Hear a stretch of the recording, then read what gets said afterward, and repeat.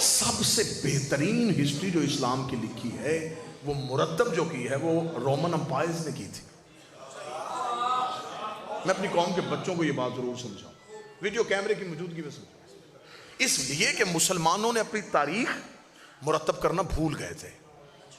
یہ لشکر بنا رہے تھے, یہ جگیروں پہ قبضے کر رہے تھے, یہ سر کاٹ رہے تھے, یہ کھوپڑیوں کے مینار بنا رہے تھے. ہاں یہ اپنے مشاغل میں مشغول تھے. ان کے کتب خانے جل گئے. دریائے دجلہ کی پانی کی رنگت سیاہ ہو گئی تھی مسلمانوں کی تاریخوں کی سیاہی کی وجہ سے. عیسائیوں نے مسلمانوں کی تاریخ مرتب کی. آج بھی ہالینڈ میں ایک شہر ہے ڈیکس, جہاں پہ پہلا پریس لگا تھا جنہوں نے اسلام کی ہسٹری کو ریسائیکل کیا, اسلام کی تاریخ کو دوبارہ شائع کیا. عیسائیوں نے پوچھا کہ ہم مسلمانوں کی تاریخ کیوں بنا رہے ہیں؟ ان کے بڑوں نے کہا یہ اس وقت دنیا فتح کرنے میں مصروف ہے, یہ اپنے آباء و اجداد کی تاریخ بھول گئے ہیں. ایک وقت آئے گا یہ ہم سے یہ تاریخ مانگیں گے, پھر ہم سونے کے اس بیچ کے دیں گے. ایسا ہی ہوا. سب جتنی بھی آج ہم اسلامک ہسٹری پڑھتے ہیں وہ ساری ہم رومن امپائر سے لے رہے ہیں. ان کی آج بھی کتابیں ان کی بڑی بڑی یونیورسٹیوں میں فال آف دا رومن امپائرز یہ پڑھی ہوئی, آپ اس کو اٹھا کے دیکھیں آپ کو اصل اسلام کی ہسٹری کا پتہ چلے. انہوں نے اسلام کی پہلی دعوت بڑی اچھی لکھی ہوئی ہے, رومن امپائرز نے بڑی اچھی لکھی ہے. مجھے مسلمانوں کی ہسٹری میں سب سے زیادہ وہ ہسٹری پسند ہے جو اس نے بغیر تعصب کے لکھی تھی.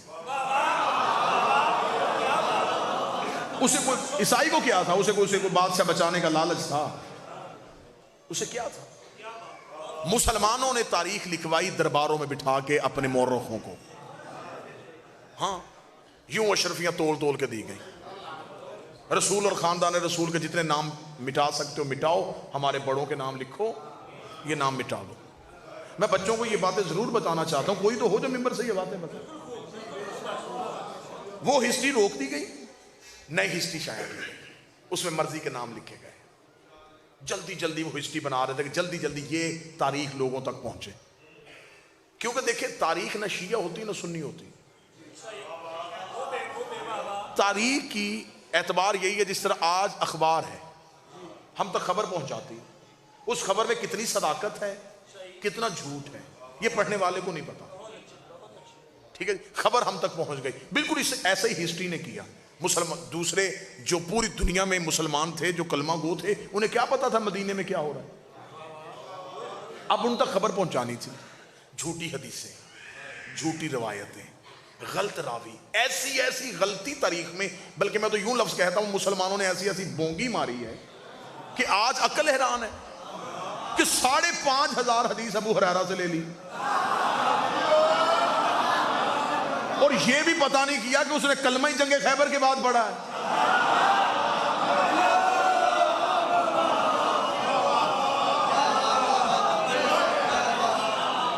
اور جس صحابی سے یہ روایت لے کے پھر رہے ہیں نا, جس صحابی سے یہ روایت لے کے پھر رہے ہیں کہ جناب حضرت رسالت مآب نے آخری وقت میں جناب ابو طالب کے کان میں کہا کہ چچا کلمہ پڑھ لے, تو انہوں نے کہا کہ نہیں میں اپنے باپ دادا کا مذہب نہیں چھوڑ سکتا. یہ ایک روایت ہے جس کو لے کر یہ پورا ڈھنڈورا پیٹ رہے ہیں. وہ روایت کی عبداللہ ابن عباس سے. میرے سامنے بیٹھ کے ایج کا کیلکولیشن کیا جائے تو عبداللہ ابن عباس تو اس وقت پیدا ہی نہیں ہوئے تھے.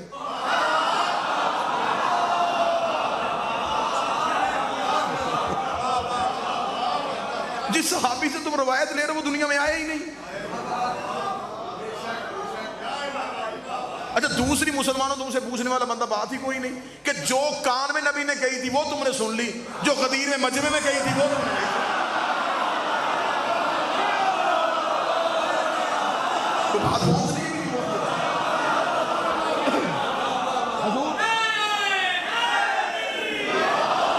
کان والی بات سب کو یاد ہے, غدیر والی بول. یہ وجہ ہے کہ یہ جو مسلمانوں نے پھر اپنی تاریخ لکھی ساری غلط تھی. اب جب آج کے دور کے عیسائی نے پڑھی ہے اسلام تو اس نے قرآن کی تفسیر نہیں پڑھی, اس نے پہلے مسلمانوں کی تاریخ پڑھی. جو ہی اس نے ہسٹری پڑھی اسے اسلام سے نفرت ہو گئی. اس نے کہا یہ اسلام؟ گردنیں کاٹنا، لہو بہانا، ملک فتح کرنے کے لیے غریبوں کی جگیروں پہ قبضہ کرنا، میں نہیں مسلمان ہوں گا۔ یہ وجہ ہے کہ اسلام نہیں پھیلا، کہ اسلام قرآن سامنے نہیں گیا، اہل بیت کا کردار سامنے نہیں کیا۔ میں جملہ بدلتا ہوں، لوگوں نے بادشاہوں کے کردار کو اسلام سمجھا،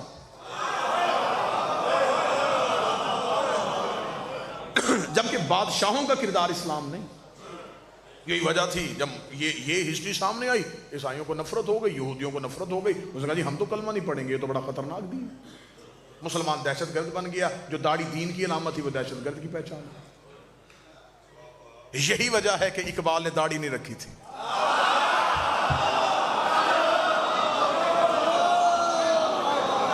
اور جتنا فرنگی نے، جتنا انگریز نے اقبال پڑھا ہے نا، اسے اتنے ہمارے مفسرین کے نام نہیں آتے، انہیں اقبال یاد ہے۔ وہ کہتے ہاں باقی تم سب چھوڑو، لیکن تم ایک سکولر تھا جس کا نام اقبال تھا۔ اقبال سے پوچھا تھا کسی مولوی نے تو داڑھی کیوں نہیں رکھتا؟ اس نے کہا میرے اندر داڑھی ہے۔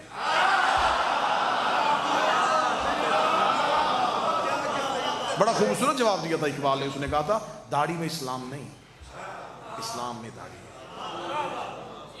میرا مقصد یہ ہے کہ اتنی نفرت پیدا کر دی گئی ہے، اگر میں بھی داڑھی رکھ کے سر پہ پگڑی باندھ کے بیٹھ جاؤں گا، یہ میرے قریب بھی نہیں آئیں گے۔ اس نے روش تبدیل کر لی، اس نے طریقہ تبدیل کر دیا، ورنہ مسلمانوں کی تاریخ تو لہو سے بھری پڑی ہے۔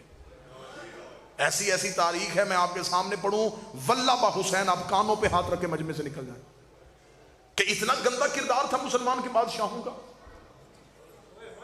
ایسا غلیظ کردار تھا مسلمان بادشاہوں کا۔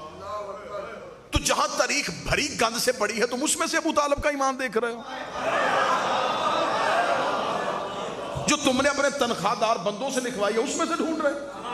ابو طالب ڈھونڈ رہے تو قرآن سے ڈھونڈ۔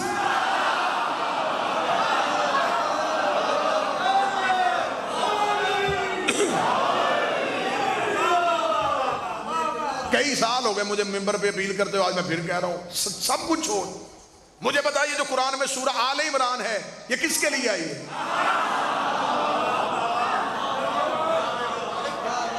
اس سے مراد عمران تو علی کا باپ ہے، تو جس کی آل کے لیے اللہ پوری سورت بھیج رہا ہو۔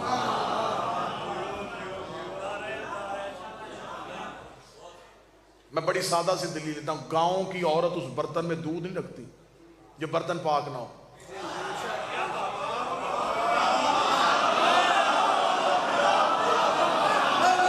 اسے پوچھو کہ تو کسی اور برتن میں دودھ کیوں رکھتی ہے؟ اسے کہا نا دودھ رب کا نور ہوتا ہے، نور پاک برتنوں میں رکھتا ہے۔ گاؤں کی عورت کو پتا ہے کہ رب کا نور کس برتن میں رکھنا ہے، اللہ کو پتہ ہی نہیں تھا میں نے نبی کس گود میں اتارا۔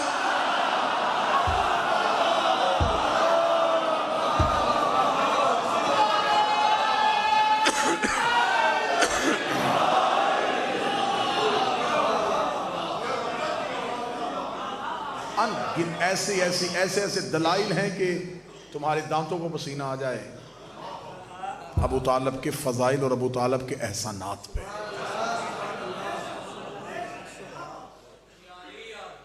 دو زانو تھے ابو طالب کے، ایک پہ مصطفیٰ بیٹھتا تھا، ایک پہ مرتضیٰ۔